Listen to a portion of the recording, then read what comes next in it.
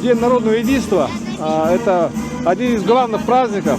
Он заменил нам День революции, 7 ноября, да? Все-таки мы советские люди, и этот праздник нам очень близок. В современной России народное единство – это одно из важных столпов нашей государственности. Наши тоже научились воевать, можно сказать. Мы сейчас продвигаемся по всей линии фронта, и задачи, поставленные Верховным Главнокомандующим, будут выполнены. Позвольте вас поздравить с Днем народного единства. И этот танк, который символично сегодня отражает подвиг знаменитого танка «Алеша», противостоит этой армаде.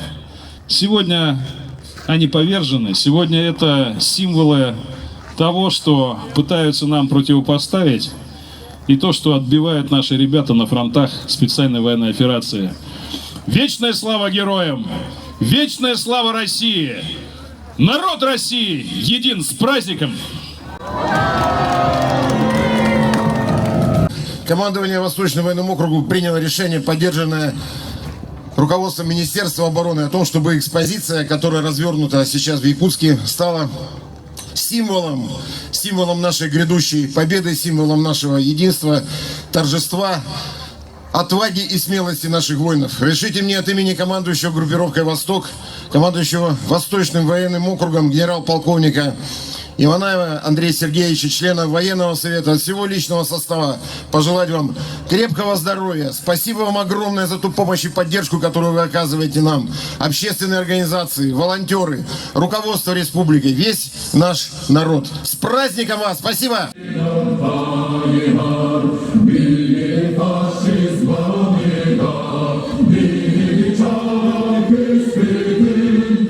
Впечатление в том, что танки, их много. Все-таки людям надо показывать то, что происходит, как будто бы за завесой какой-то, да, и то, что действительно все-таки есть те шаги вперед, которые делают наши ребята, которые нас защищают. Самое банальное то, что вот видишь на экране телевизора, но вживую ты не можешь оценить размеров техники. Впервые вижу ее вживую, в том числе Брэдли, в том числе вот М113. Интересно все это вживую увидеть. Ну, это хорошо для молодежи, чтобы видели это, что это такое, как война какая страшная, и какая бывает техника такая. Ну, наши молодцы, конечно.